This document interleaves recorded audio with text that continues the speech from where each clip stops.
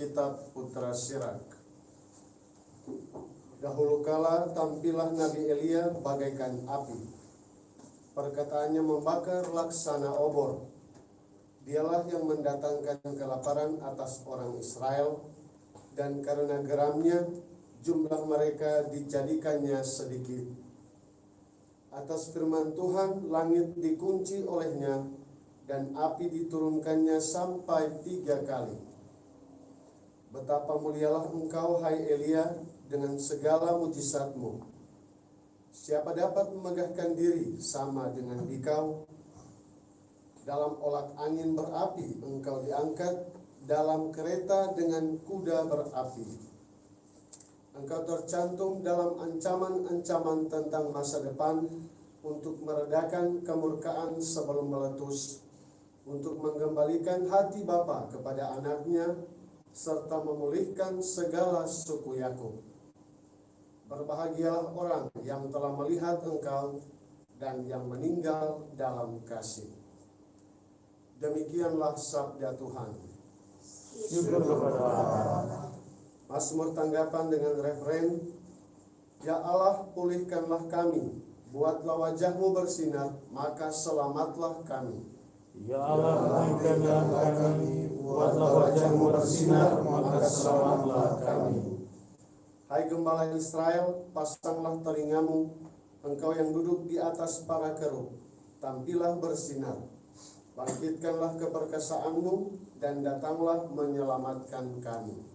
Ya Allah, pulihkanlah kami, buatlah wajahmu bersinar, maka selamatlah kami. Ya Allah semesta alam, kembalilah, pandanglah dari langit dan lihatlah. Tengoklah pohon anggur ini, lindungilah batang yang ditanam oleh tangan kananmu.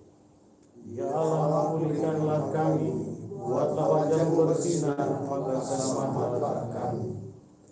Kiranya tanganmu melindungi orang yang ada di sebelah kananmu, anak manusia yang telah kau teguhkan. Maka kami tidak akan menyimpang daripadamu. Biarkanlah kami hidup, maka kami akan menyerukan namamu. Ya Allah, pulihkanlah kami, buatlah wajahmu bersinar, maka selamatlah kami. Baik, pengantar Injil. Haleluya, haleluya, Haleluya, haleluya. Persiapkanlah jalan untuk Tuhan, luruskanlah jalan baginya, dan semua orang akan melihat keselamatan yang dari Tuhan. Haleluya, haleluya.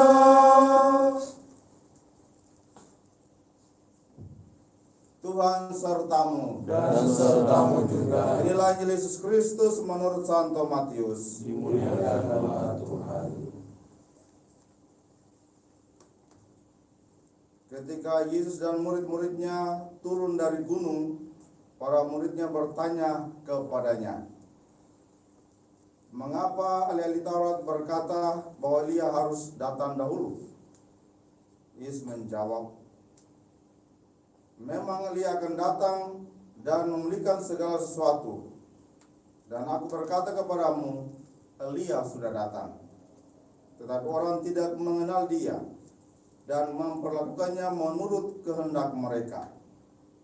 Demikian pula anak manusia akan menderita seperti mereka."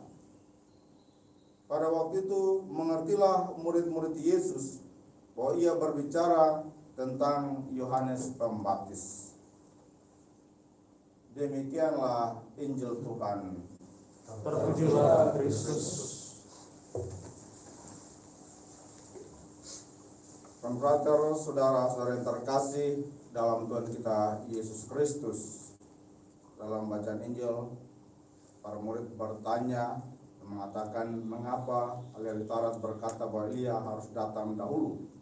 Yesus bilang, Elia sudah datang. Tugasnya untuk memulihkan segala sesuatu sebelum kedatangan Sang Anak Manusia. Dalam bacaan pertama, kitab Putra Sirak juga mengatakan apa yang menjadi tugas utama dari Elia dengan berbagai mujizat dan hal-hal luar biasa yang dilakukan oleh Elia sendiri, yakni untuk mengembalikan hati Bapa kepada anaknya serta memulihkan segala suku Yakub. Berarti upaya pembaruan untuk relasi antara umat manusia dengan Allah dipulihkan lagi. Tindakan-tindakan tobat supaya relasi itu bisa baik lagi. Dan itulah yang senantiasa dibawa Elia.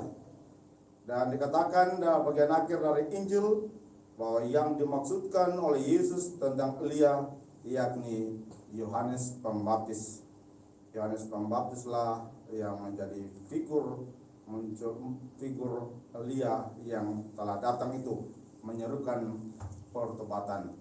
Tapi dikatakan umat Israel merindukan Elia, tetapi kehadiran Elia dalam diri Yohanes Pembaptis tidak disadari, bahkan justru mereka menindas dia.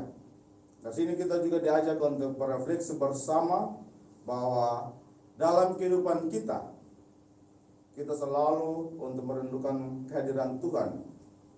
Dan dalam masa Advent ini lewat Nabi Elia, lewat Yohanes Pembaptis, dan lewat teks-teks kitab suci, kita diajak untuk bertobat selalu, membarui diri selalu sesuai dengan kehendak Tuhan. Dengan demikian kita diajak sama-sama melihat kebiasaan-kebiasaan hidup kita, rutinitas kita, yang mana yang kurang sesuai dengan kehendak Tuhan atau yang telah sungguh melawan kehendak Tuhan, kita perbaharui. Kalau kita kurang menyadari itu, maka kita juga akhirnya seperti bangsa Israel kurang atau tidak mengenal kehadiran Tuhan dan seruan-seruannya. Tidak ada tindakan pertobatan, bahkan melakukan dalam tanda petik penindasan. Mungkin dalam kehidupan bersama para frater sering saling mengoreksi satu sama lain, tetapi merasa bahwa teman mengatakan atau menegur hal sesuatu yang tidak baik, sehingga kita bisa marah kepada teman yang mau mengatakan yang baik. Atau juga dalam kehidupan komunitas, para pastor dengan frater atau sama para pastor saling mau mengoreksi tetapi tidak mau menindakkannya. Begitu juga umat beriman saling mengajak untuk bertobat dari perbuatan-perbuatan yang salah, tetapi tidak. Hal konkret yang diajak selalu dalam masa Advent antara lain yakni berdamai satu sama lain di tengah-tengah umat. Sering atau misalnya di Tanimbar, masa-masa Advent begini, Dewan Gereja berjalan dari rumah ke rumah. Kalau ada relasi yang kurang baik di antara kaum keluarga atau dengan sama umat yang lain, diajak untuk berdamai.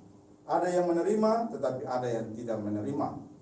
Tindakan tidak menerima itu bukan saja bilang tidak, tapi mungkin sampai muncul perkalian.